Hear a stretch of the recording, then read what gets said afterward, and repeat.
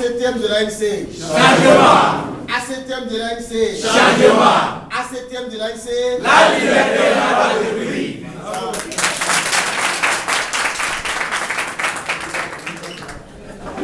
Alors moi je vais parler en français. Et j'espère que tout le monde va me comprendre. Je vais dire 3 choses. D'abord, je vais rendre grâce à Dieu parce que votre travail est un travail très difficile. Vous êtes toujours sur la route avec la situation de nos routes, des accidents un peu partout. Mais grâce à Dieu, les membres de l'ACTM de l'ANC, tout comme les membres de IVZ, depuis que vous êtes dans cette situation, Dieu vous a toujours protégé. Merci. Et c'est pour ça que je rends grâce à Dieu. Et nous le remercions très sincèrement pour la protection qu'il nous apporte. Et chaque fois que nous sortons, surtout en dehors de la ville, accompagnant le président, nous voyons ce qui se passe. La dernière fois, nous étions à Vougan. Nous connaissons la situation de la route. Nous étions à Thélier. Nous étions à Kévé. Je ne parle pas de ce qui s'est passé pendant la campagne présidentielle. Vous étiez là. Chaque fois que le président veut partir, c'est vous qui prenez le devant. Et le parti est très fier de vous.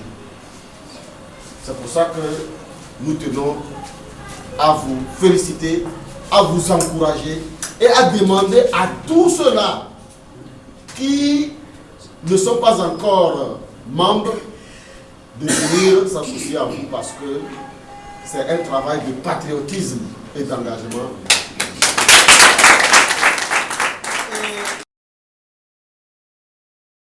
Votre message, parce que tout ce que vous prenez derrière vous, je sais que vous leur parlez, parce que moi aussi, il m'est plusieurs fois arrivé de prendre des émédiants.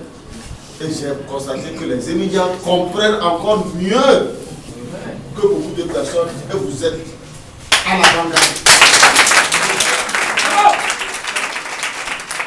Ensuite, je voudrais vous dire que la situation que nous sommes en train de traverser actuellement, vous la connaissez. Depuis un certain temps, le parti, l'ANC, a pris les responsabilités de prendre le devant. Vous vous rappelez, l'ANC, les députés de l'ANC, plus les députés de l'ADI ont déposé à l'Assemblée nationale une proposition de loi pour la révision de quelques articles de notre Constitution. Et contre toute attente, nous avions été surpris de constater que nos collègues de UNI ont fait barrage pour empêcher l'évolution normale selon la procédure à l'Assemblée nationale, l'évolution normale. Et c'est pour ça que je voudrais vous dire que les moments qui arrivent seront très difficiles. Et l'ANC a besoin de vous parce que nous allons appeler le peuple à arbitrer.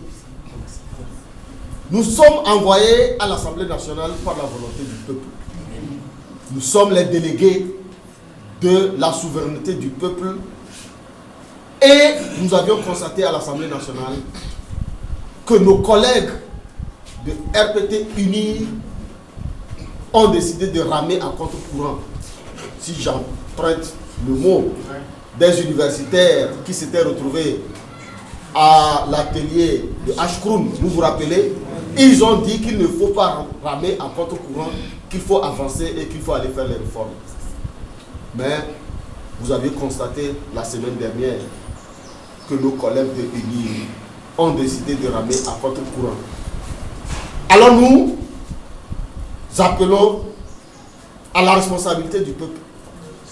Puisque nous sommes des députés, nous sommes allés à l'Assemblée nationale pour agir au nom du peuple. Alors si le peuple constate que nous ne faisons pas le travail qu'il nous a demandé à lui d'arbitrer, et c'est pour ça que nous allons demander l'arbitrage du peuple. Le 20 août prochain, ce serait 10 ans de l'APG. Vous vous rappelez comment l'APG est arrivé? C'est avec douleur que je me rappelle. Et parmi vous, il y a des gens qui ont perdu leurs frères en 2016. C'est de notre côté qu'il y a eu des morts. C'est de notre côté qu'il y a eu des exilés. C'est de notre côté qu'il y a des infirmes. C'est de notre côté qu'il y a des blessés. C'est de notre côté que les gens transportent la douleur. Et en 2005, on nous a dit, allons-y, rappelez-vous le sommet de Abuja, où on a traîné nos responsables pour aller leur imposer Faure Gnassingbé en tant que chef de l'État. Et en contrepartie, on nous a dit de venir faire le dialogue. Et de ce dialogue est sorti l'APG, qui a donné une légitimité à Faure Gnassingbé pour qu'il soit président et conduire son mandat de 2005 à 2010. Et l'accord de l'APG a fixé un certain nombre d'objectifs à atteindre. Et lui-même, Faure Gnassingbé, s'est engagé à mettre en œuvre l'APG depuis 2006. Aujourd'hui, nous sommes 2016, 10 ans. Et après 10 ans, on se retrouve à l'Assemblée nationale, on nous dit qu'il faut aller chercher le consensus. De quel consensus on nous parle? Et notre président national, Jean-Pierre Fabre, a rappelé au président de l'Assemblée, mais c'est Eyadema en 2003 qui a rompu le consensus. C'est en 2002.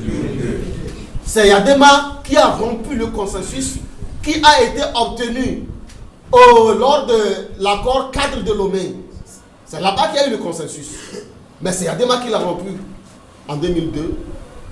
Contre sa parole de militaire, il disait, devant Jacques Chirac, parole de militaire, qu'il ne va pas modifier la Constitution, qu'il ne se représenterait pas.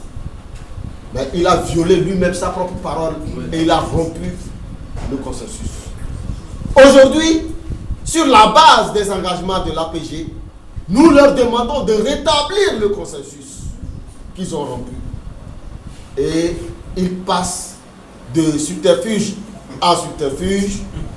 Ils nous disent que c'est nous qui devrons aller écrire dans la Constitution que Faure Gnassingbé doit rester au pouvoir jusqu'à sa mort.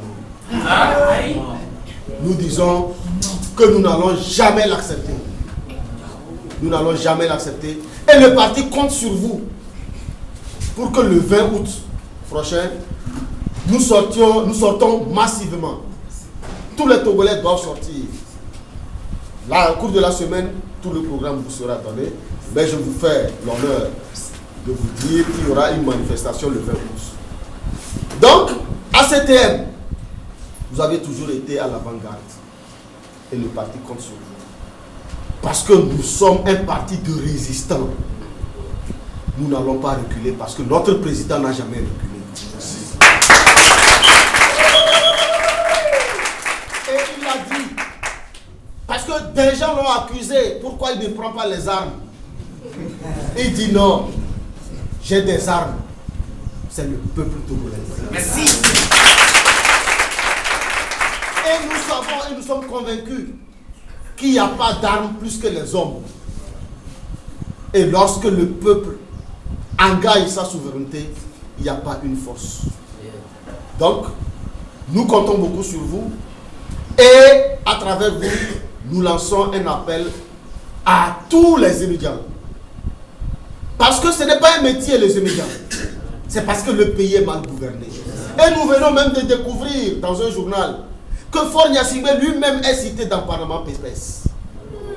Parce qu'ils ont créé, lui, le ministre Ayassor et Madame Ingrid Awade, qu'ils ont créé une société offshore, Jet quelque chose comme ça, Limited, où ils louent des avions privés. Et ils ont de l'argent. Ils ont créé cette société-là à l'île Maurice.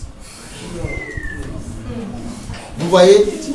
Alors, c'est vraiment dommage que quelqu'un qui a prêté serment pour protéger l'intérêt du pays, c'est lui qui pille les richesses du pays, laissant la majorité des Togolais dans une souffrance. Regardez votre situation. Vous aviez des femmes, vous aviez vos enfants qui vont à l'école.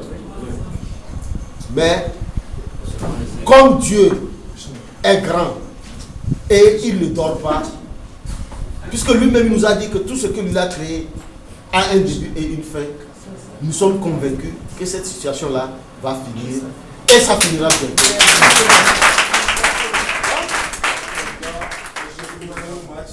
C'est pour ça que le dernier point, je voudrais solennellement remercier tous ceux-là qui sont venus. La section d'âme. Parce que ce qui fait notre force à l'ANC, c'est notre section d'âme. C'est notre section d'âme. C'est ça qui a créé cette jalousie-là, qui les a amenés à aller brûler les marchés. Parce qu'ils pensent que c'est les femmes qui financent l'ANC. Mesdames, ça viendra un jour. La justice de Dieu, elle viendra toujours. Nous avions été arrêtés dans cette histoire-là. Parce qu'il fallait empêcher que l'ANC avance pour libérer le Togo. Mais c'est mal de nous connaître. Nous allons avancer parce que nous n'avions pas peur. Et c'est parce que nous n'avions pas peur que nous allons nous libérer. Parce que celui qui n'a pas peur ne peut pas être esclave. Nous sommes les enfants des Ablodeviaux. C'est-à-dire ceux qui se sont battus pour libérer ce pays. Nous n'allons pas accepter l'esclavage. Je vous remercie.